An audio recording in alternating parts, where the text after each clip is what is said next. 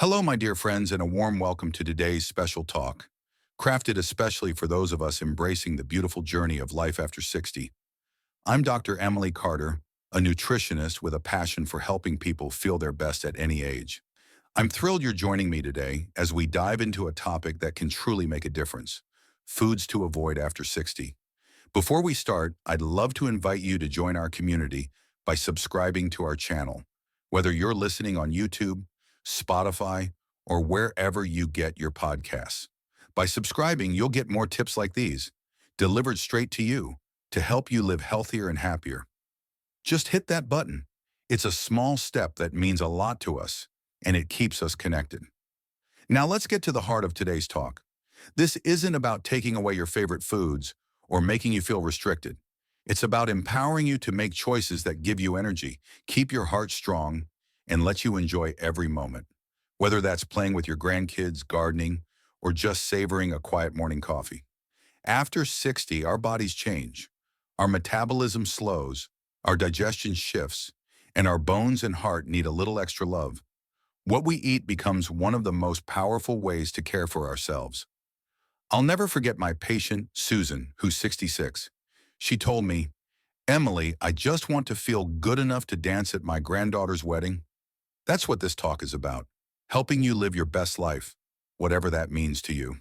So grab a cozy seat, maybe a glass of water or a cup of herbal tea, and let's spend the next hour together. I'll share some science, a few stories, and practical tips you can start using today. Are you ready? Let's dive in. Foods high in sugar and refined carbohydrates. Let's begin with something many of us love, sweets and starchy foods. Think cookies, cakes, donuts, sodas, white bread, or that creamy, cheesy mac and cheese that's a classic American comfort food. I get it. There's nothing like a warm bowl of mac and cheese on a chilly evening. It reminds me of family dinners growing up. But after 60, our bodies don't handle sugar and refined carbs the same way. And here's why that matters. A 2019 study in The Lancet found that diets high in sugar increase the risk of type 2 diabetes, heart disease, and even memory problems. As we age, our cells become less sensitive to insulin, which controls blood sugar. Eating too many sweets or refined carbs, like that boxed mac and cheese loaded with processed flour and sugar, causes blood sugar spikes that stress your pancreas and trigger inflammation. Inflammation can make your joints ache, your heart work harder, and even cloud your thinking. Let me share a story about my patient Margaret, who's 68. Margaret was a mac and cheese enthusiast. She'd make it from a box at least twice a week, thinking it was a quick, harmless meal. But she started feeling sluggish, and her doctor warned her about prediabetes, which affects nearly 1 in 3 adults over 60, according to the CDC. I suggested she try a healthier version, whole grain pasta with a homemade sauce made from real cheese, broccoli, and a touch of olive oil. She was skeptical at first, but after a few weeks, she called me and said, "Emily, I didn't know food could taste this good and make me feel so alive." Her energy was back, and her blood sugar levels were stabilizing. So, what are refined carbs? They're foods made from white flour or stripped of fiber, like white rice, bagels, or the pasta in most store-bought mac and cheese. They turn into sugar in your body fast, giving you a quick high followed by a crash. Here's what you can do instead. Swap for whole grains. Try quinoa, brown rice, or whole grain pasta. A 2020 Harvard Medical School study showed that whole grains can cut your risk of heart disease by up to 20%. For mac and cheese, use whole grain noodles. They're just as comforting, but keep you fuller longer. Choose fruit for sweetness. Craving something sweet? Go for berries, an apple, or a slice of mango. Blueberries, for example, are packed with antioxidants that a 2021 study in nutrients linked to better brain health in older adults. Rethink dessert. If you love treats, try a small square of dark chocolate, 70% cocoa or higher. It's lower in sugar and has flavonoids that support your heart. Or bake a homemade oatmeal cookie with a touch of honey instead of refined sugar. Here's a tip. Next time you're at the store, check the labels on packaged foods. If sugar or enriched flour is near the top, consider a different option.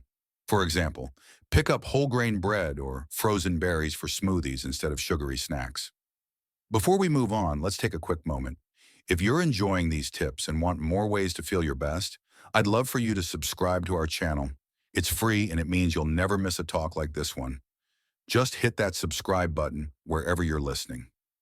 Now let's stretch our shoulders or take a sip of water and we'll dive into our next topic. Foods high in salt and unhealthy fats. All right, let's talk about something that sneaks into our diets: salt and unhealthy fats. These hide in foods like chips, canned soups, fast food burgers, fried chicken wings, and even that cheesy, buttery casserole you might bring to a potluck. I used to love a good plate of fried chicken myself, so I know how tempting these foods are. But after 60, too much salt and the wrong fats can really challenge our hearts and blood pressure. Let's start with salt. The American Heart Association recommends no more than 2,300 milligrams of sodium a day, about a teaspoon. But many of us eat over 3,400 milligrams, often from processed foods. For example, a serving of canned soup or a fast food burger can have 1,000 milligrams or more. Too much salt makes your body retain water, raising your blood pressure and stressing your heart and kidneys.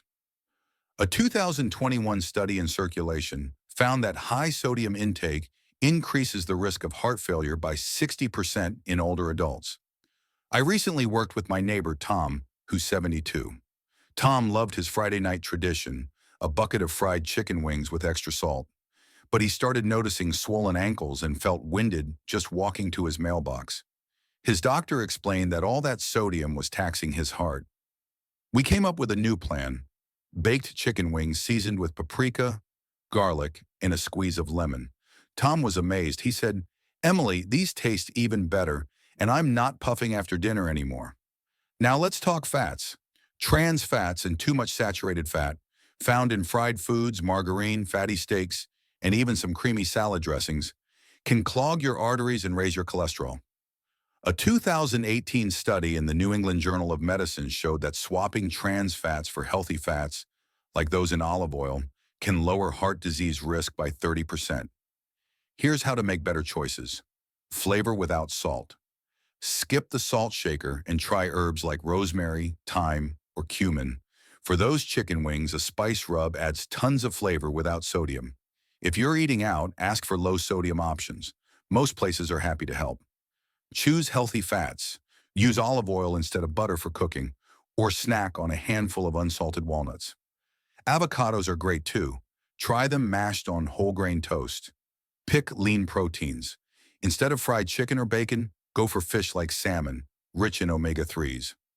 A 2022 study in the Journal of Nutrition found that omega-3s reduce inflammation and support brain health in older adults. Here's a practical idea. When you're cooking, taste your food before adding salt. It might already be perfect.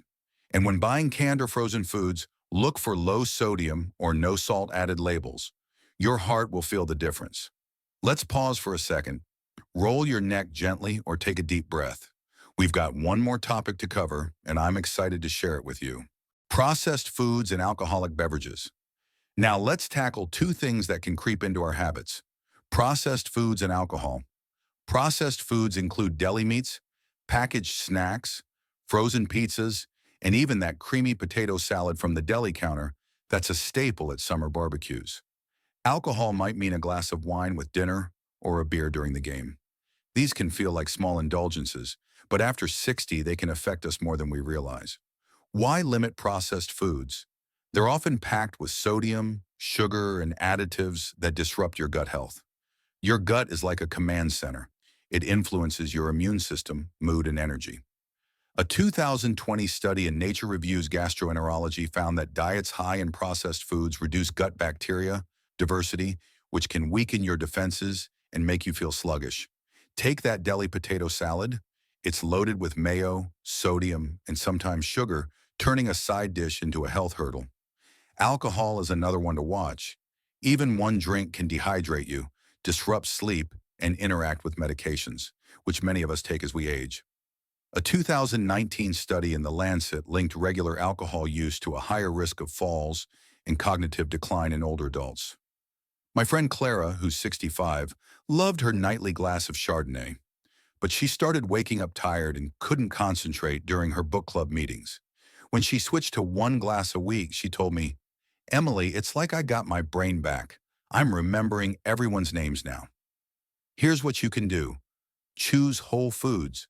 Instead of deli potato salad, make your own with Greek yogurt, fresh dill, and baby potatoes. It's creamy and nutritious. A 2021 study in the American Journal of Clinical Nutrition found that whole food diets lower inflammation by up to 25%. Snack smarter. Skip packaged chips and try air-popped popcorn with a dash of garlic powder or sliced veggies with hummus. They're satisfying and won't leave you bloated. Rethink drinks. If you enjoy alcohol, stick to 1 glass of red wine occasionally. It has some heart benefits in moderation. Or try a mocktail, sparkling water with a splash of pomegranate juice and a lime wedge feels special without the downsides. Here's a fun challenge. Next week, try making one meal from scratch. Maybe a simple salad with grilled chicken or a veggie stir-fry. If you need inspiration, subscribe to our channel. We share easy recipes and tips all the time. Just hit that button and you'll have new ideas right at your fingertips. Let's take one last moment to relax. Wiggle your toes, sip some water, and we'll wrap up with some final thoughts. What an incredible journey we've had today, haven't we? We explored why sugar and refined carbs like mac and cheese or donuts can zap your energy and how whole grains and fruits can lift you up. We learned how salt and unhealthy fats in fried chicken or canned soups can stress your heart and how herbs and lean proteins keep you strong. And we talked about processed foods and alcohol, like deli potato salad or nightly wine, and how whole foods and mocktails can nourish your body and mind. Most importantly, I hope you feel inspired. Eating well isn't about giving up joy. It's about choosing foods that love you back. You deserve to wake up feeling refreshed, to enjoy your hobbies, to share laughter with your family. Every bite is a chance to care for yourself. Let's answer a couple of questions I often hear. Dr. Carter, can I still have my mac and cheese? Absolutely. Make it a treat. Use whole grain pasta, real cheese, and add veggies like spinach. What if I'm too busy to cook? I hear you. Try quick meals. A smoothie with berries and yogurt or a salad with canned beans takes just minutes. Before we part ways, let me share one more thought. Something that's been on my mind as I've worked with so many wonderful people over the years. I think of folks like my patient, Henry, who's 70. Henry used to feel like his best days were behind him. He'd eat whatever was easiest, frozen dinners, sugary snacks, and he told me he felt stuck, like his body was holding him back from the life he wanted. But one day he decided to make a change, starting with breakfast. He swapped his sugary cereal for a bowl of Greek yogurt with sliced peaches and a sprinkle of walnuts. That one choice led to another and another. Today, Henry's out there walking his dog every morning, playing chess with his friends, and even planning a trip to visit his son across the country. He told me, "Emily, I didn't realize how much my food was shaping my life until I gave my body what it really needed." Henry's story reminds me that it's never too late to start. You don't have to overhaul everything overnight. Maybe it's trying a new vegetable this week or drinking an extra glass of water each day. These small acts of care ripple outward, touching every part of your life, your energy, your mood, your time with the people you love. You're not just eating for today, you're building a foundation for all the tomorrows you want to cherish. So give yourself permission to take that first step, knowing that each choice is a gift to the incredible person you are. And to keep that inspiration going, I'd love for you to join our community. Subscribe to our channel, whether it's YouTube, Spotify, or your favorite platform, and you'll get more talks like this, plus recipes and tips to keep you thriving. Just click that subscribe button. It's a simple way to stay connected and keep these ideas alive in your daily life. Here's my final thought. You are worth every effort it takes to feel vibrant. At 60, 70, 80, or beyond, you have so much to give. Your wisdom, your stories, your love. Food is one piece of that puzzle, and you have the power to make choices that light up your life. Try one small change this week. Maybe swap soda for lemon water or add nuts to your snack. These steps lead to big rewards. Thank you for spending this time with me.